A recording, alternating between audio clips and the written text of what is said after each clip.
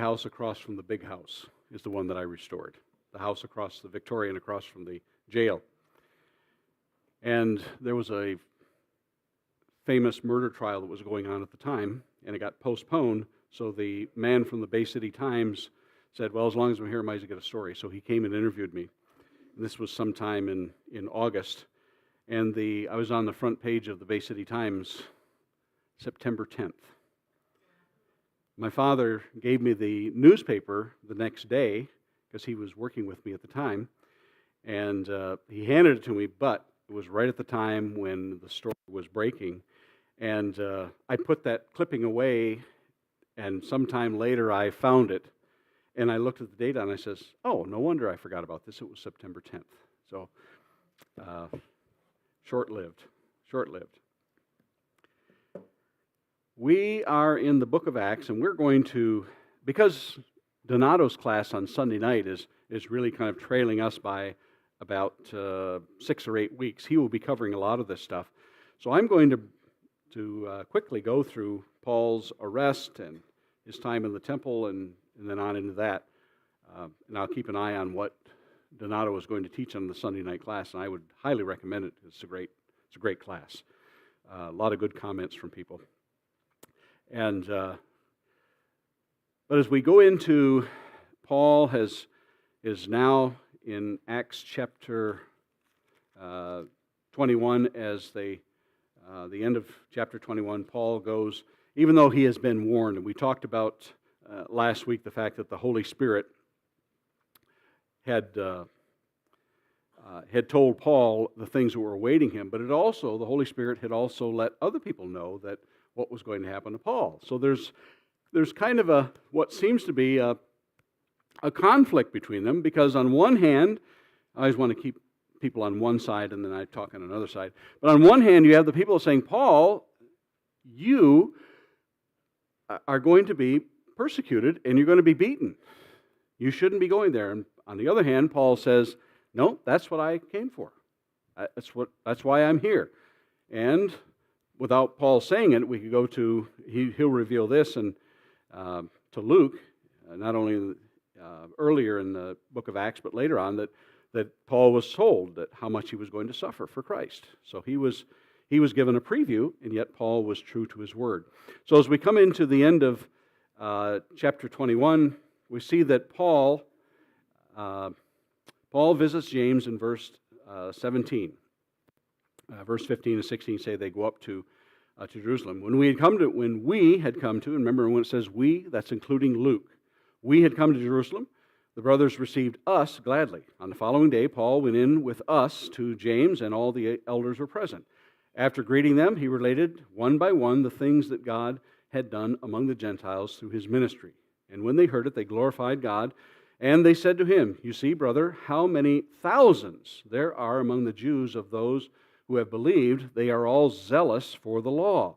And they have been told about you that you teach all the Jews who are among the Gentiles to forsake Moses, telling them not to circumcise their children or walk according to our customs. What then is to be done? They will certainly hear that you have come. Do, therefore, what we tell you. We have 4 men who are under a vow. Take these men and purify yourselves along with them and pay their expenses so that they may shave their heads. Thus all will know that there is nothing in what they have told about you, but that you yourself also live in observance of the law. But as for the Gentiles who have believed, we have sent a letter with our judgment that they should abstain from what has been sacrificed to idols, and from blood, and from what has been strangled, and from sexual immorality. Then Paul took them in, and the next day he purified along with them, and went into the temple, giving notice when the days of purification would be fulfilled, and the offering presented for each one of them. And this passage has caused not a little stir and controversy. How many of you have been to England? That's how they pronounce controversy. Controversy. Controversy. Yes. So, in this, Paul is urged by those people saying, everybody thinks you're teaching against the law of Moses. But then we have clearly in here that Paul says, but we have taken this letter out to the Gentiles. So how long was the law of Moses going to be good for all of those Jews?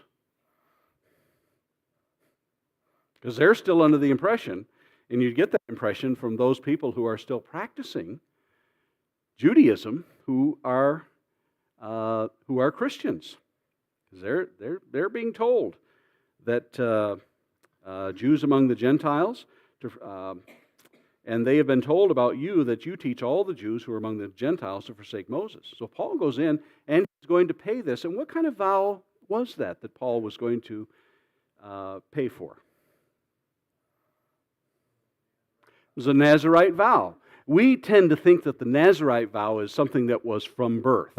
But both men and women, if you go back to the book of Leviticus, both men and women took Nazarite vows. And at the beginning, you would shave your head. At the end, you would shave your head, and the hair would be part of that sacrifice. And Paul was going to pay for it. And yes. Yes, both men and women could do the Nazarite vow in there, in the book of Leviticus, if we go back. If you want to really study about it, we can, but it's, yeah. If you go back to, very quickly, if I go back to Leviticus, and you'll see it says the Nazarite vow, and I'm going to quickly, if I can find it.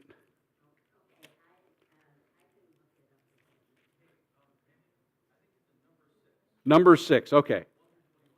Okay. Numbers chapter 6.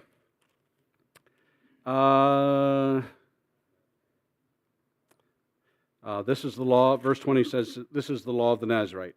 If we go up to here, Nazarite shall shave his consecrated head at the meeting, but it's also applicable for women as well. It wasn't just for men.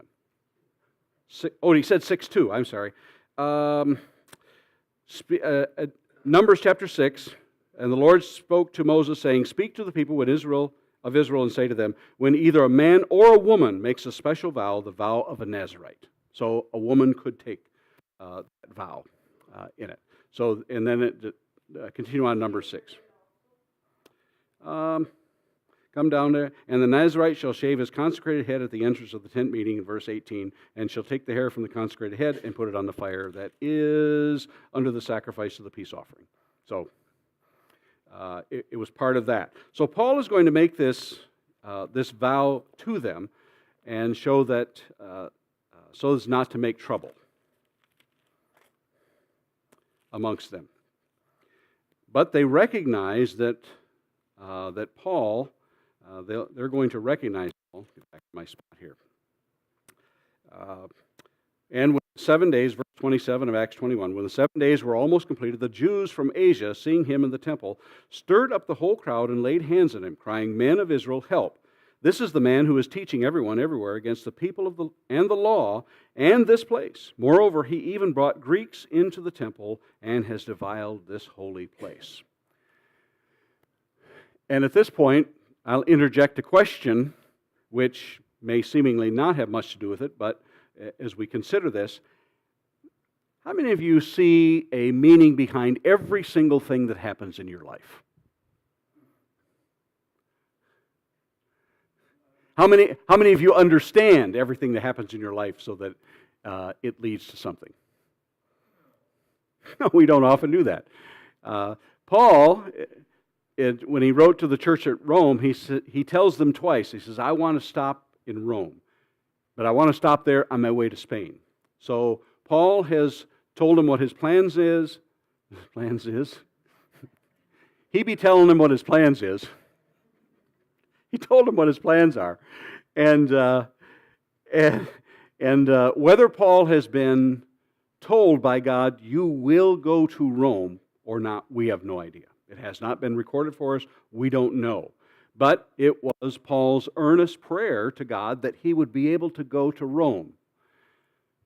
How Paul is going to get to Rome is a different story. And if you're reading this for the first time, you might think, "I don't know how this is going to work out, Paul. It doesn't look like you're going to make it there." How many of you have read the book of Acts and know how it ends? Oh, I'm not going to surprise you guys today. So all of this that happens, it is stretched out for such a long time in the fact that Paul is going to spend 2 years in Caesarea. So we don't know at the exact time how many months he is going to be as he leaves Caesarea and by the time he gets to Rome. But let's say that he's going to spend the next 3 years trying to get to Rome. And Paul said, I knew it was going to happen. I knew I was going to get there. I knew this was all along was going to happen. No, he didn't. There are going to be times when Paul is going to be told in the middle of a dream, don't worry, you are going to go there. You're going to make it. Whether Paul doubted and needed to be reassured or whatever the case was, but Paul is going to make it to Rome. As they're crying out, men of Israel, help this man who is teaching everyone everywhere. In terms of using these type of words, how many of us have been told, if I've told you once, I've told you a million times, stop exaggerating? Anybody ever use that one? I've used it a million times. But here they are, some Jews from Asia. Now, how could Paul have known that those people who had traveled hundreds of miles, all the way from Asia to Jerusalem, would say, I know him. I saw him on his social network page. He's been tweeting about this the whole time. The odds of someone recognizing him are maybe better than we think, but they're pretty slim. But nonetheless, he stirred up the whole crowd. He says, men of Israel, this man who is teaching everyone everywhere against the people and the law in this place. And if that's not enough, he even brought Greeks into the temple and has defiled this holy place.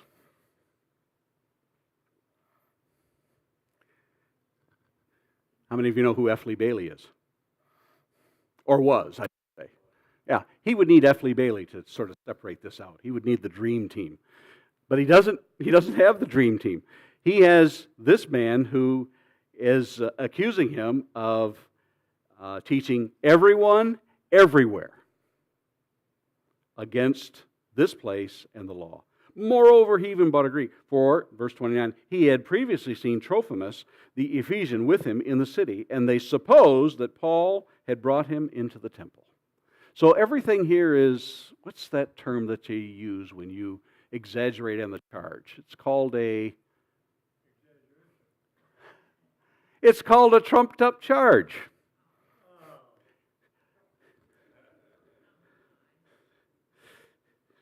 No, it really is. It's a term. We've known it long before there was a guy named Jimmy Carter. Where am I at here? Oh, then all the city was stirred up and the people ran together. They seized Paul and dragged him out of the temple. And at once the gates were shut and they were seeking to kill him. The word came to the tribune of the cohort that all Jerusalem was in confusion.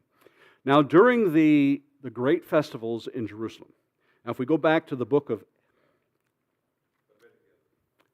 Now, this one's even harder to pronounce. If you go back to the book of Esther,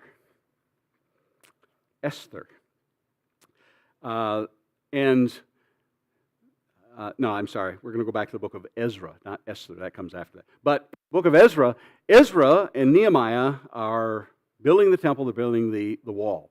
And someone writes and says to the king back in Persia that these men are well known. These people are well known for being revolutionaries. Troublemakers. Yes, that's a Hebrew term, isn't it? Troublemakers. Yeah, we don't use that word much. And so they send this letter off and says, all you have to do is check your history to see that this stuff is actually true. That what they're doing, these people that are rebuilding the wall, what they're going to do is they're going to revolt against you, and they're not going to pay you any taxes. And so that was enough to get them to stop the building of it. But then they send another letter back and says, hey, check one more time. And when they do, they find out that it was Cyrus who had actually given them the permission to do this. So the Jews were well. I say all that to say this: the Jews were well known for being troublemakers and radical people, of not wanting, because they were told, you shall have no other king over you than your brothers. And that's the way they believed. So as a result, the Romans knew that anytime you were going to have a feast, whether it was the unleavened bread and Passover, or whether it was the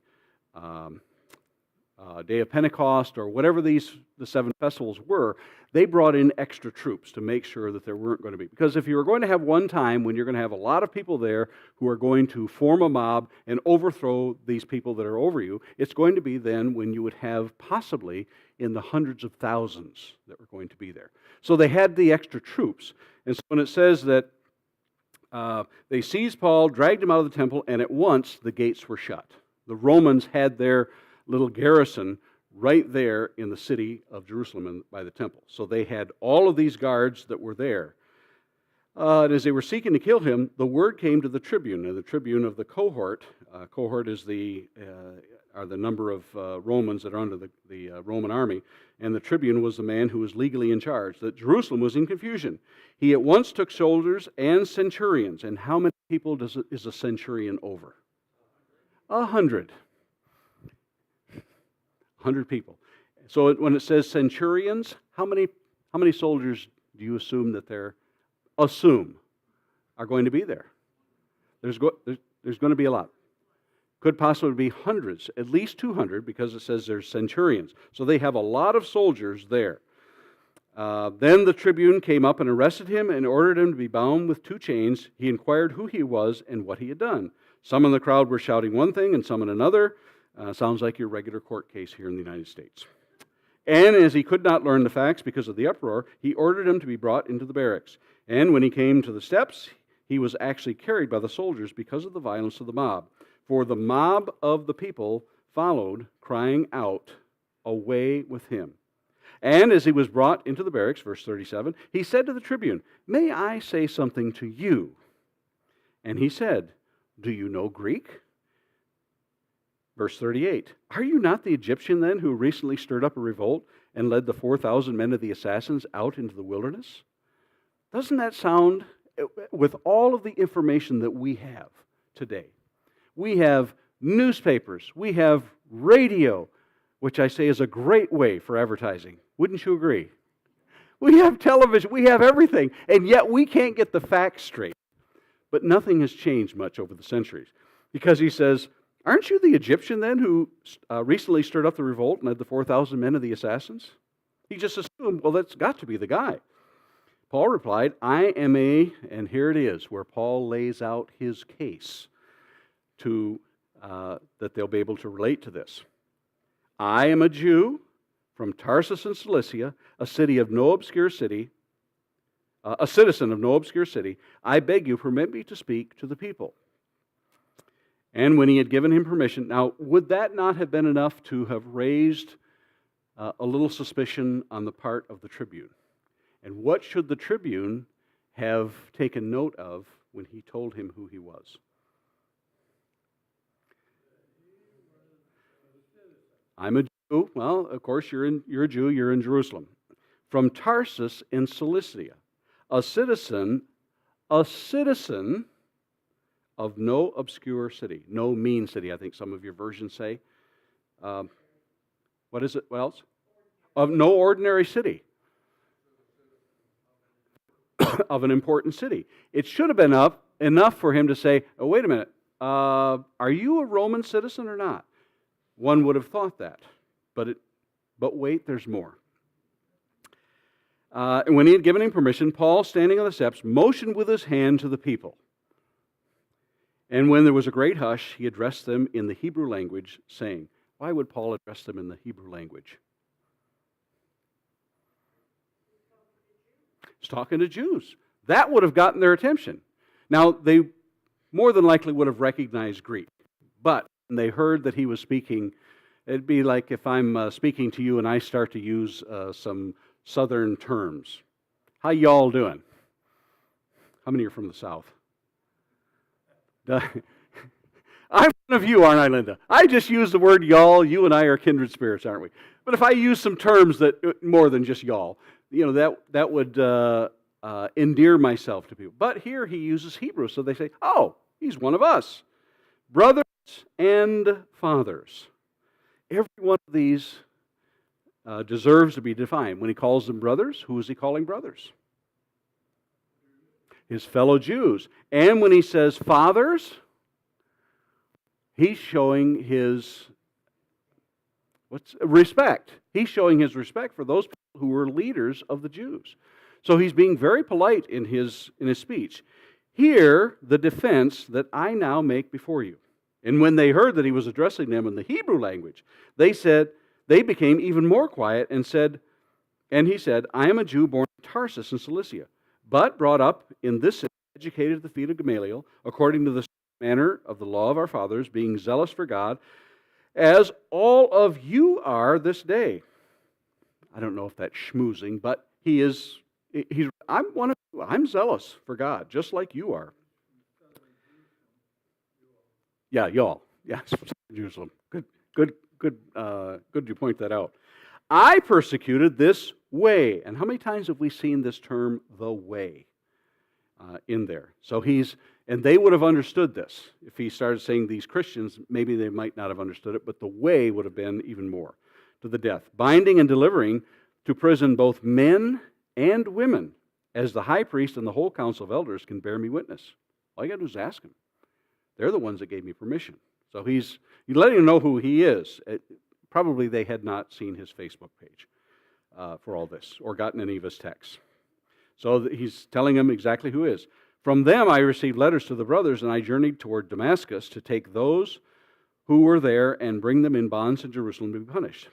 As I was on my way and drew near to Damascus, about noon a great light from heaven suddenly shone around me. And I fell to the ground and heard a voice saying to me, Saul, Saul. Why does Jesus call him Saul twice? Get his attention. How many times have we read in Scripture when someone is addressed twice, their name twice in a row? Look that up sometime. It's many, many times it occurs there. But he says, Saul, Saul, why are you persecuting me? And I answered, Who are you, Lord? And he said to me, I am Jesus of Nazareth, whom you are persecuting. Now those who were with me saw the light, but did not understand the voice of the one who was speaking to me. And I said, What shall I do, Lord? And the Lord said to me, Rise and go into Damascus, and there you will be told all that is appointed for you to do. And since I could not see because of the brightness of that light, I was led by the hand by those who were with me, and came into Damascus. And one Ananias, a devout man according to the law, well spoken of by all the Jews who lived there, came to me, and standing by me said, Brother Saul, receive your sight. And at that very hour I received my sight and saw him. And he said, The God of our fathers appointed you to know his will, and to see the righteous one, and to hear a voice from his mouth. For you will be a witness for him to everyone of what you have seen and heard. And now, why do you wait? Rise and be baptized. And do what?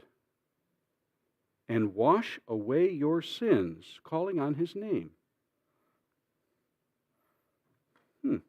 We could spend some time on that, couldn't we? Yes. Yes, Wes.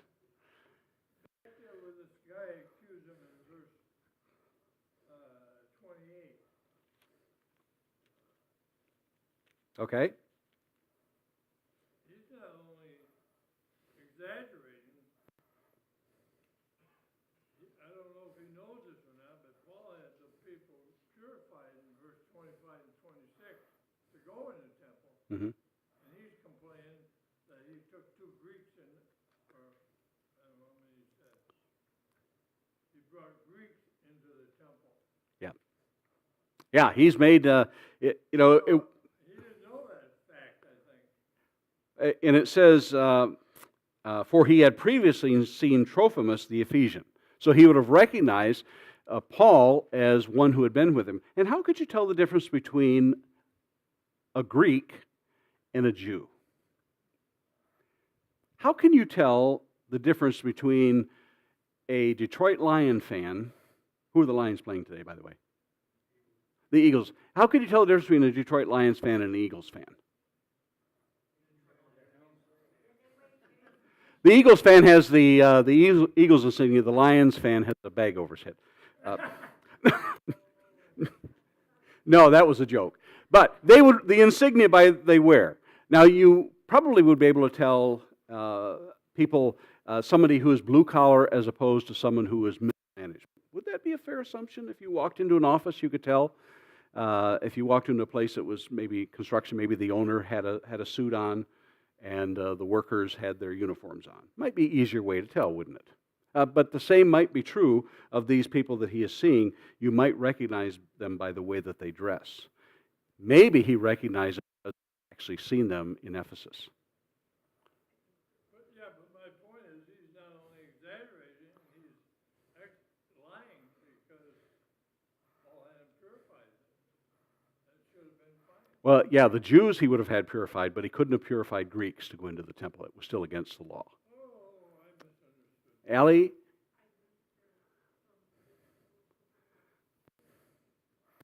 Yes. Yeah, there could have been. Now, they could have been proselytes to Judaism, which would have made it, they would have had the court of the Gentiles. It's hard to tell how far they could have gotten into the temple, but if they could have proved that they were a proselyte, converted over to Jews, they might have made it in. But it would have been, you're right, probably would have recognized them as being much whiter in complexion than those who were from the Middle East. Not always easy to tell. So. Yeah. Yeah. Just like in our law today, if people think you're guilty, you are guilty, right? Isn't that how our law works? Yeah, guilty till proven innocent. No. Oh, it's innocent until proven guilty. That's what it is. Yes, and they're taking it for granted that because he said that they did it, there's going to be an uproar without any proof at all. Tim?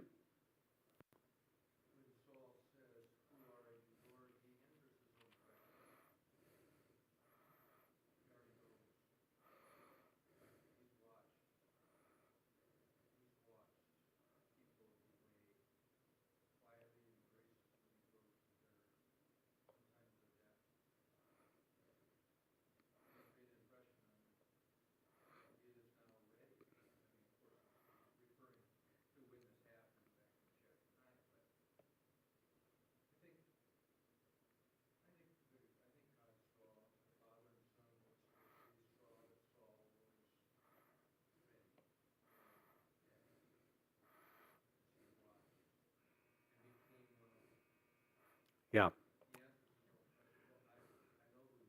Yeah.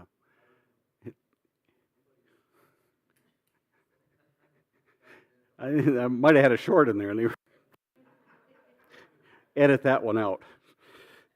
Yes, it is an interesting process of, and this is the second of 3 times where Paul is going to tell about his conversion, and each time is just a little bit different because of who he is relating to.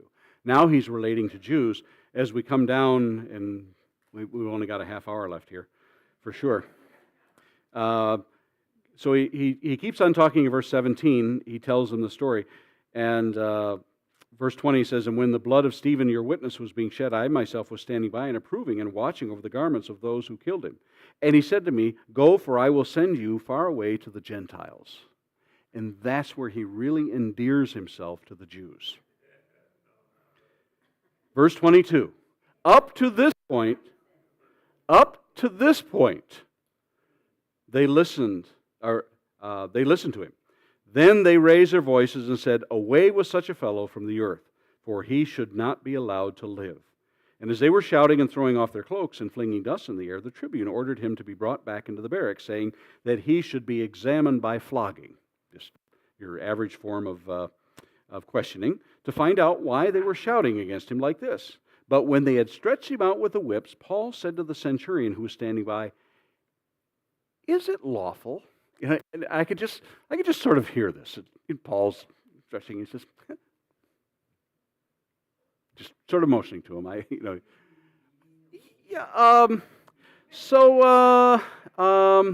Is it lawful for you to flog a man who's a Roman citizen and uncondemned? And the centurion pulls out his pocket constitution. And the centurion knew the law. However, how would it be that the man who is the tribune, who is the legally over this entire scenario here in Jerusalem, would not have thought to, in his mind, to say, oh, wait a minute, he just said he's from Tarsus. Maybe he was there by an appointment but didn't know it. But the centurion knew it. And Paul, this is not the first time that Paul has exercised his right as a Roman citizen. It won't be the last time when he uses this. So he uses it very sparingly. But the first time being in Philippi, when the jailer was going to, they're going to release him. And here in Acts chapter 23, when Paul is going to appeal to Caesar. As a Roman citizen, he has that right, knowing this. And that's when Paul uses this right, and that's when things get a little nervous. And because that is the bell, I'll ask if there are any questions or comments, and then we'll close the class for today. Questions or comments? Mark?